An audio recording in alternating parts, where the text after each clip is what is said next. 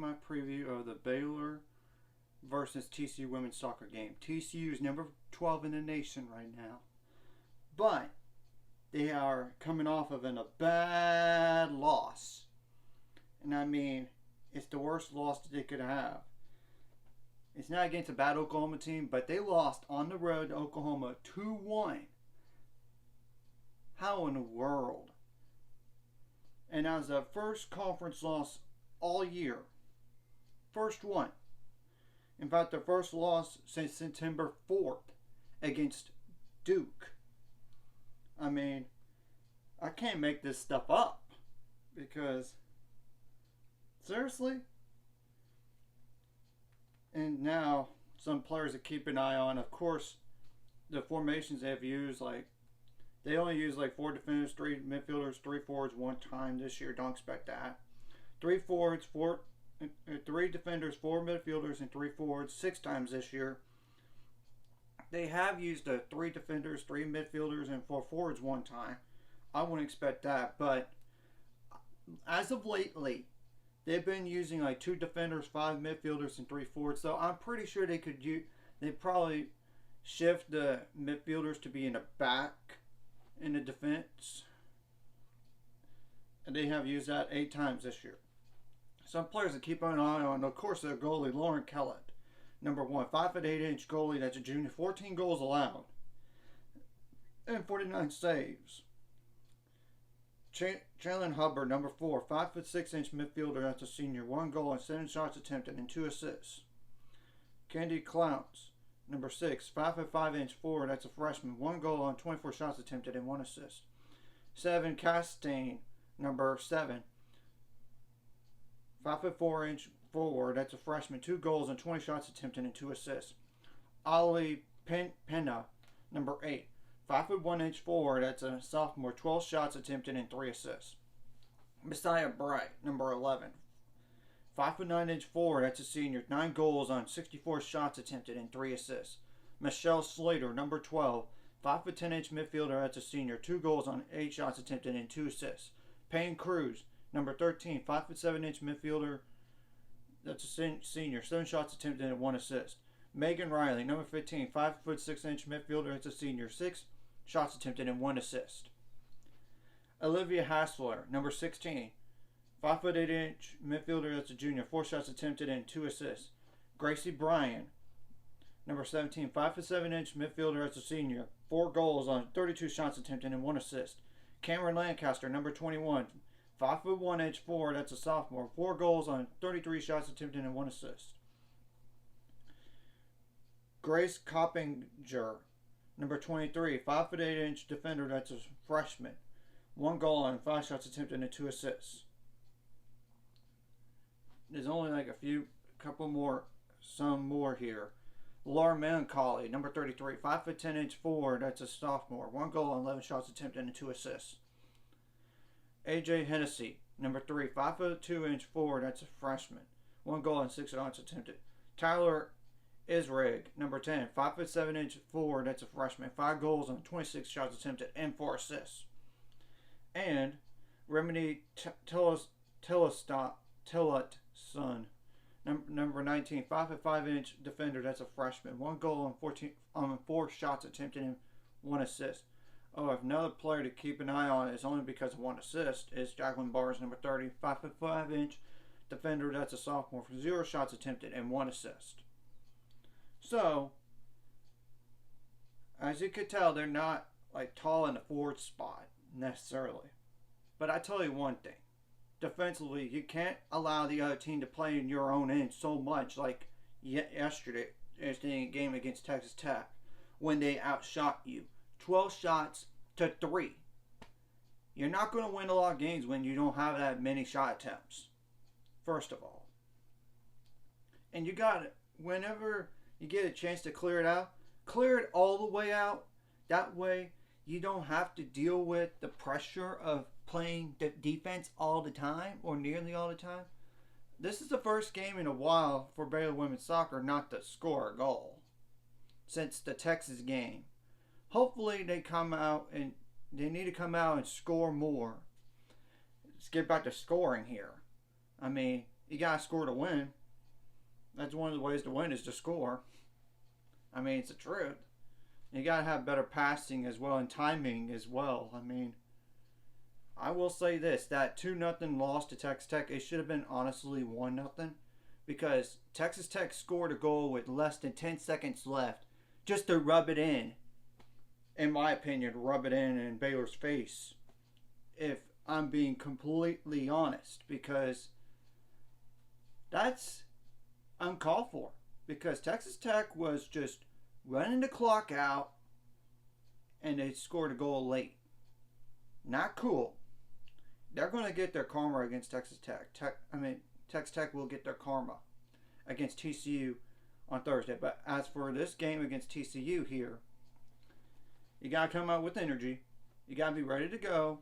You have nothing to lose in this game. The only thing you have to worry, though, is the Big 12 standings. And it starts with something called We Need Help. Kansas State plays Kansas tonight. We need Kansas State to win. That way, Kansas can't pass us. Because we only have 6 points right now with 2 wins and 5 losses. Kansas has 1 win and 1 tie and 5 losses. Kansas State has 2 wins, 4 losses, and 1 tie. They have 7 points. I hate to say that, but we need Kansas State to win this game tonight. Let's hope they do, because seriously, that would help us and push Kansas back. Keep them at number 9 right now. That way we don't have any pressure going into these last 2 games here. Obviously, a win over TCU would be huge, or even a draw, because even a draw with TCU, even if Kansas does win, we own head-to-head, we'll be fine. It's just, the problem is Kansas's next opponent is the worst team in the league in Iowa State, but Iowa State did tie with Texas last night, and they also tied with one other team in a Big 12. So, I'm just saying that because our last 2 games after this one is Oklahoma State, and they're 3-1-3 in Big 12 and 10-2-4 overall. An NCAA tournament team. That's just tough when our last 2 games are against NCAA tournament teams, in particular a top 15 team. But upsets do happen because, like I said before, TCU lost to to Oklahoma last night. They also have lost to unranked USC at the time, 3-0. On the road at that. So, they are vulnerable. They can be beaten. And I'm not going to go refer to history because history doesn't matter sometimes. But Baylor has not lost to TCU, technically, since the regular season of 2017. After that, it's been either a win for Baylor or a draw. So, I'm just saying that for history reference. So, hopefully the team comes out ready to go. And they have to come out with a little bit more energy and not play so defensive like last game. And don't get outshot at that. Because TCU outshot Oklahoma 21-10.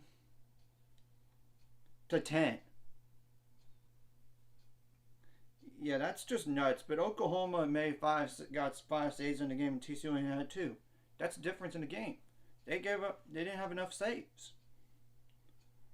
TCU had 15 corner kicks. 15. And they still lost.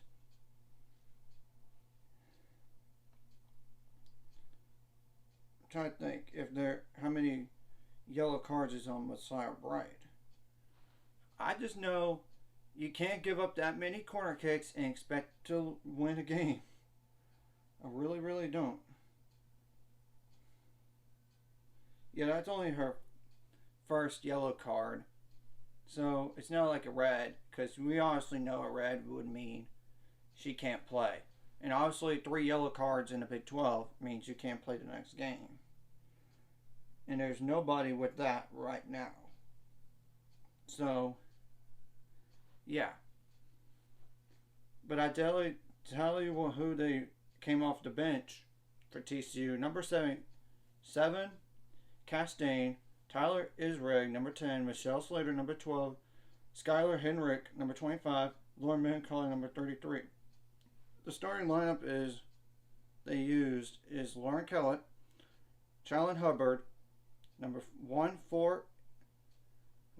and 4, Kennedy Clouts, number 6, Ollie Pena, number 8, Messiah Bright, number 11, Payne Cruz, number 13, Megan Riley, number 15, Olivia Hassler, number 16, Gracie Bryan, number 17, Cameron Lancaster, number 21, and Grace Coppinger, number 23. That's just naming some players right there who did play last game. And that's the key. So, anyways, I just want to go over this game against TCU, and this is kind of like a danger zone for Baylor women's soccer coming up, because honestly, if they don't win another game, they're in trouble for not making a Big 12 tournament. They have to at least draw these next 2 games. Hope for a Kansas loss. First of all, we need a Kansas loss tonight. And if we draw with TCU, but we have to, I would say, win against TCU, you should be in. Because there's no way Kansas is gonna jump us. Jump Baylor in this situation. If they win on Sunday, they should move up at least. Okay. But it kind of depends on other results, but I'm just going to say at least 1 spot. Because actually, you stay in the same spot. Because if Kansas State wins, it doesn't matter. Because, yeah, same thing goes for West Virginia, because they have 4 draws on the year, and that's 4 points.